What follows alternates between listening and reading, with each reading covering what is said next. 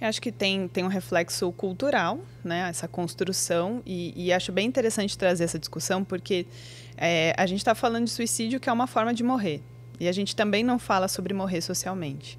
Então, embora a gente tenha a morte aí de forma muito escancarada no nosso dia a dia, se a gente liga o telejornal da tarde, a gente só vê morte, a gente ainda lida de forma muito afastada e de interdição mesmo desse fenômeno. E não seria diferente em relação ao suicídio, que é uma morte autoprovocada, né? Uma morte escolhida, né? Vamos dizer com algumas aspas, né? Sim. E isso traz, né, existe uma construção histórica em torno da estigmatização do tabu. E aí, lógico, não vou dar aqui uma aula de história, sim, até porque não é meu lugar, né? Mas acho importante a gente resgatar que, historicamente, o suicídio ele foi tendo compreensões diferentes e contornos diferentes. E a gente vai ver que, por exemplo, ocidentalmente a gente tem uma compreensão, no Oriente a gente tem outra compreensão, se a gente vai para cada país e assim sucessivamente. Então, a gente tem ali um fenômeno que ele vai ganhando contornos, sobretudo ali na Idade Média, onde a gente vai ouvindo ali condenações em torno do comportamento, punições. Então, a gente vê que existe toda uma construção até que a gente chega ao tabu, que justamente não nos permite que fale a própria palavra, né? E acho que você trouxe uma associação muito boa.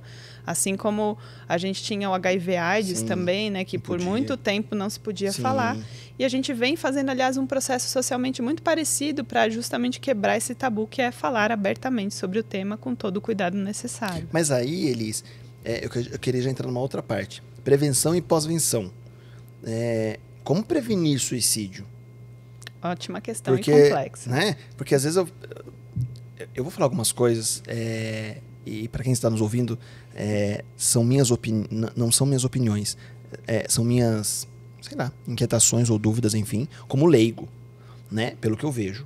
Né? Então, assim, logicamente, quando você vê uma pessoa dentro de um estado emocional diferente que pode levar ao suicídio, eu considero uma prevenção. Na minha cabeça, tá? Eu quero só trazer para você, pra gente ver. E aí quando eu vejo assim, mas como eu vou prevenir suicídio se hoje eu tive vontade de me matar por um motivo X? Né? Não é mais uma prevenção. E aí eu queria entender o pós-venção também, porque é uma palavra tão diferente, eu acho que até para a sociedade de modo geral, porque foi muito engraçado, gostoso ouvir essa palavra, que eu acho que a gente pode adotar para outros cenários que não só suicídio pós-venção. Então eu queria que você explicasse essas duas coisas para a gente entender um pouquinho. Legal, Edu. Eu quero uma aula hoje, tá? Hoje é uma aula, eu não vim preparada. Cheio de livro. Depois eu conto para vocês sobre esses livros. Bom, para a gente pensar a prevenção do suicídio, acho que a gente também tem que entender o que é o suicídio. Né? O que a gente compreende como suicídio. Acho que hoje a gente tem um recorte muito biológico para olhar o suicídio. Então, o suicídio como quase doença, né, muito associado a transtorno mental, e acho que mais para frente a gente pode até retomar esse tema, só para não perder o foco da sua resposta. E para a gente pensar, então, a prevenção, a gente tem que entender que fenômeno é esse. Né? E acho que ele, essencialmente, é um fenômeno social. Né? Eu trato dessa maneira, a gente tem diversas abordagens que vão trazer diversas compreensões. A ciência, ao longo da história, também vai se debruçando em torno do suicídio, mas, principalmente quando a gente pensa aqui, Brasil, a gente tem o tema suicídio, né, dentro da academia, da ciência, trazido por médicos, né, por homens brancos, e, consequentemente, a gente carrega um grande histórico dentro da biologia, dentro da psiquiatria, para abordar a questão do suicídio. Então, em geral, quando a gente fala de prevenção, a gente principalmente acaba ouvindo, né, recortes específicos para trabalhar a prevenção de transtornos mentais, consequentemente, a gente também diminuiria suicídios. O ponto é que não é suficiente. Não é suficiente porque a gente sabe que o suicídio ele é multideterminado. O que quer dizer? Quer dizer que a gente não pode, não deve simplificar esse fenômeno complexo. Ele tem diversas, e eu sempre falo como se fosse uma teia de aranha. Né? Então, cada fio desses é uma determinação. Então, psicológica, social, econômica e assim por diante. E todas elas estão em interação até que a pessoa pense em suicídio ou, né, concretize o suicídio. Então, como pensar a prevenção também por essa via, pensando que não é só transtorno mental, não é só biológico. E aí eu dou esse passo atrás para a gente pensar que... E aí tem um pesquisador, né, que é o Thiago Bloss, que ele tem feito aí um estudo para justamente apresentar o quanto há relação, né, da violência com o suicídio. Obviamente existem outros, né, e outros autores que já vão trazer um pouco dessa discussão, mas a gente vai vendo que é um passo atrás. Então, sim, a gente previne, né, pensando em diversos estratos, vamos dizer assim, né? Então, a gente, enquanto profissional, a gente sabe que a prevenção ela pode ser universal, ou seja, para todos, que é o que a gente está fazendo aqui. A gente está falando abertamente sobre o tema para que outras pessoas, envolvidas ou não com esse tema, saibam, se apropriem disso e possam fazer algo com isso.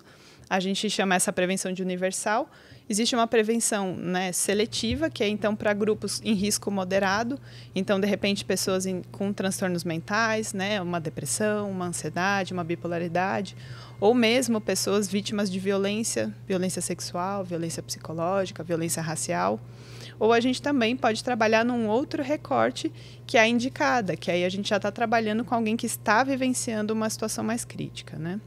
Então, a gente tem uma amplitude, principalmente a gente se apropria desse conceito que é da saúde pública para pensar. A gente tem que construir políticas públicas para trabalhar com prevenção, mas a gente só vai trabalhar com prevenção de forma efetiva se a gente também descolar um pouco de só políticas de saúde mental, entendendo que o suicídio ele não é um tema próprio da saúde mental ou da saúde, ele é um tema de todas as áreas, né?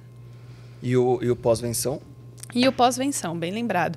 E aí, a gente... Esse é um termo que vem do inglês, do post-vention.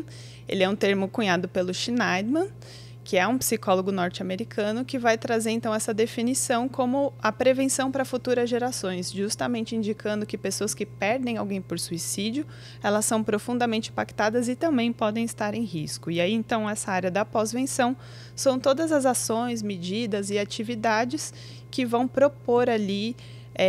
de alguma forma, suporte e apoio nesse processo após um suicídio.